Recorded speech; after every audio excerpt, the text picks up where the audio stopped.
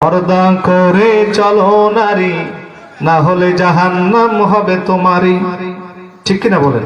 পর্দা করে চলো নারী, না হলে জাহান্নাম হবে তোমারই। বাজবা কয়দিন দুনিয়াতে, বাজবা কয়দিন দুনিয়াতে, একটু চিন্তা করো তুমি। পর্দা করে চলো নারী, না হলে জাহান্নাম হবে তোমারই। কোরআন হাদিস না মানিয়া শান্তি পাইবা কেমন করিয়া? শান্তির আশা করো তুমি, শান্তির আশা করো তুমি। কবর কি তোমার বাপের বাড়ি? কথা বলেন, কথা বলেন। নামাজ রোজা না করিয়া, নামাজ রোজা না করিয়া জান্নাত যাইবা কেমন করিয়া? জান্নাতের আশা করো তুমি, জান্নাতের আশা করো তুমি। জান্নাত কি তোমার শ্বশুর বাড়ি? ঠিক কিনা বলেন?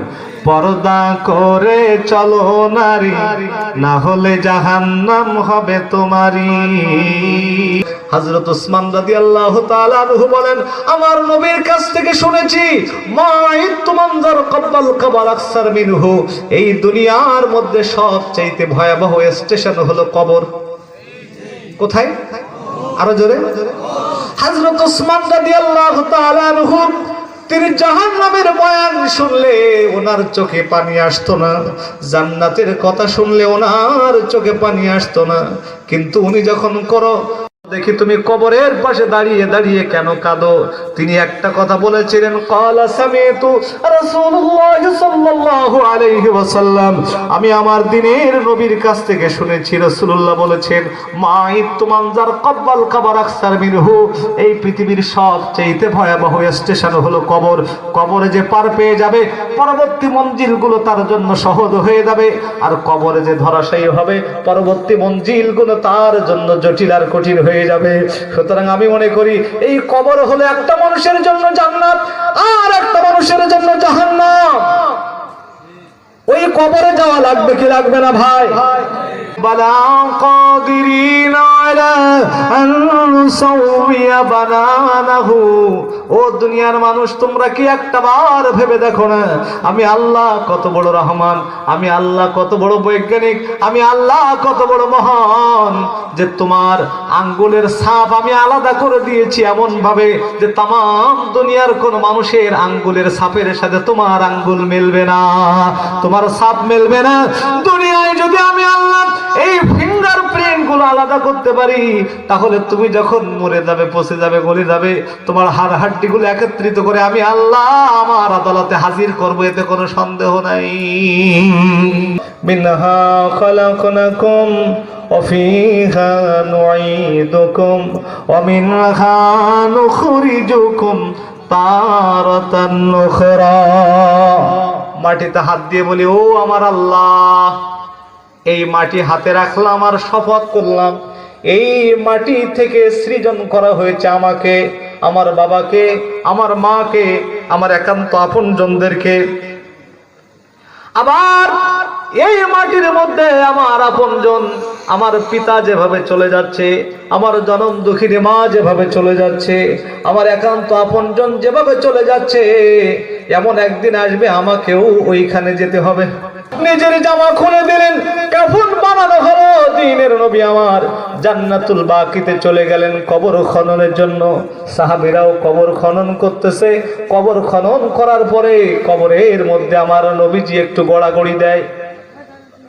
জান্নাতুল মুআল্লায়, জান্নাতুল মুআল্লায় আমার দ্বীনের নবী কবর খনন করার পরে কবরের মধ্যে গড়াগড়ি দেয়, কারণ আমার দ্বীনের নবীর পিঠে ছিল কবুতরের মতো, কবুতরের ডিমের মতো মোহরে নবুয়ত। সুবহানাল্লাহ বলেন।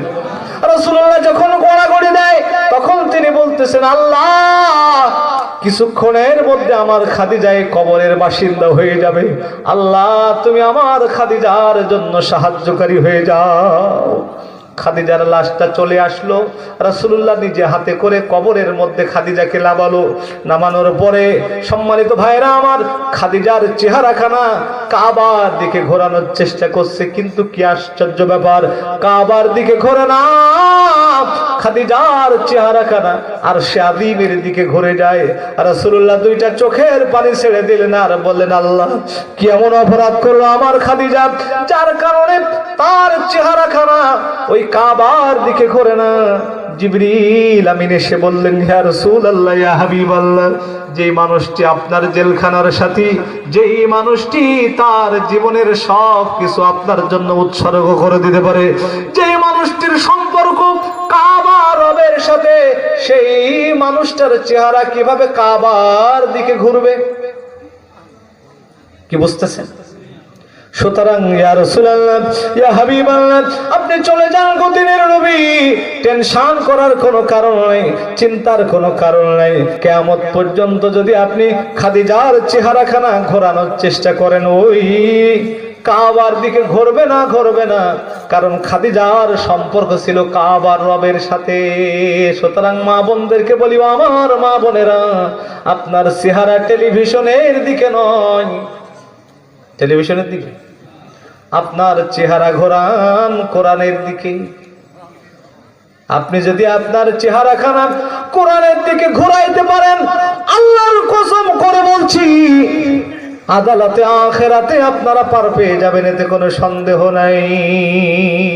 খাদিজাতুল কুবরা রাদিয়াল্লাহু তাআলা আনহাকে কবরের মধ্যে যখন রাখা হলো, রাখার পরে রাসূলুল্লাহ মাটি দিয়ে দিলেন, কিন্তু না না না, দিনের নবীর সাহাবীরা সকলেই চলে গেল।